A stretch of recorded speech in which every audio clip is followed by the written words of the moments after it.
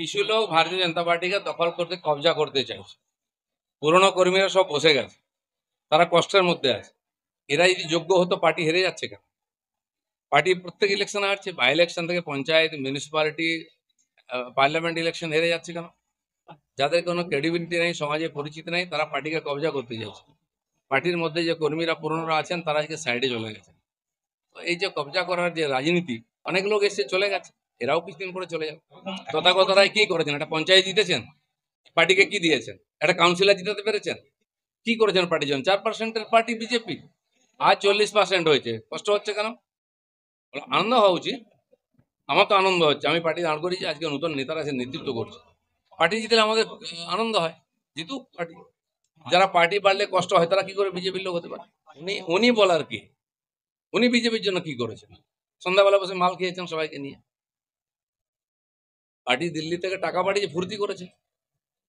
যদি পার্টিকে 40% ভোট দিতাম না, তাকে আমরা পুজো করতাম। কেউ পাত্তা দেয় না কেন? তার কথা কি গুরুত্ব আছে? না, কিছু লোক আছে যারা, বললাম না, পার্টিকে কবজা করতে এসে নতুন নতুন বিজেপি হয়েছে, তারা একটু ঝামেলা করার চেষ্টা করছে। এটা হবে না। আমরা রক্ত দিয়ে ঘাম দিয়ে পার্টি দাঁড় করিয়েছি, লক্ষ লক্ষ কর্মী বাড়িতে বসে আছে, এরাই কাজ করতে দিচ্ছে না। তারা কিন্তু বিজেপি ছাড়েনি, তারাই বিজেপিকে জেতাবে। সাধারণ মানুষ ওই লোকগুলোকেই বিশ্বাস করে, তারা কি অরিজিনাল বিজেপি করে। হঠাৎ বিজেপি যারা, তারা হঠাৎ এসছে হঠাৎ যাবে, বিজেপির কিছু যায় আসে না। বেশিরভাগই কতদিন বিজেপি করে জিজ্ঞেস করুন না। বিধায়ক যারা হয় তারা মেম্বারও নেই পার্টির, মেম্বার থাকে না, সে এসে পার্টির বিধায়ক দাঁড়িয়ে যায়। বাবুল সুপ্রিয় মেম্বার হয়েছিল, এমপি হয়েছিল, মন্ত্রী হয়েছিল, তাতে কি হয়ে গেছে?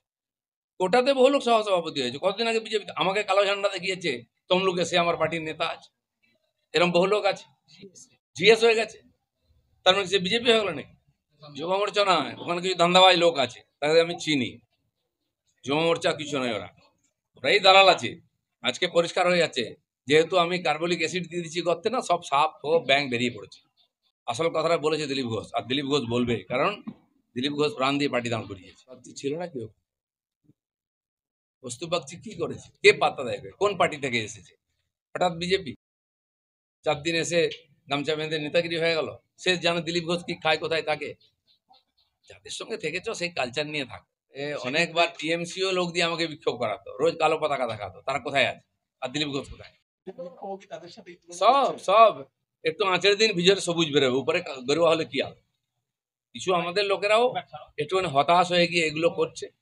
তারা জানে বিজেপি কত কষ্ট করে দাঁড় করা। আরেকটা জিনিস, আমি এখানে গ্রামে গ্রামে গিয়ে বিজেপি দাঁড় করিয়েছি, আমার পাশে দাঁড়িয়ে আছে না। টিএমসির লোকেরা যারা এসছে, সে কালচারটাই নিয়ে এসছে গোষ্ঠীতে। পার্টিতে বিজেপির মধ্যে সবাই আদর্শবাদী, কোনো গোষ্ঠীদ্বন্দ্ব নেই, এখানে কোনো ব্যক্তি পুজো হয় না। হানিমুনের কি আছে? বাচ্চা ছেলে নাকি? সাংসারিক দায়িত্ব নিচ্ছি আমরা, নিজের জন্য বিয়ে করিনি, পরিবারের জন্য, সমাজের জন্য বিয়ে করেছি। ঠিক আছে।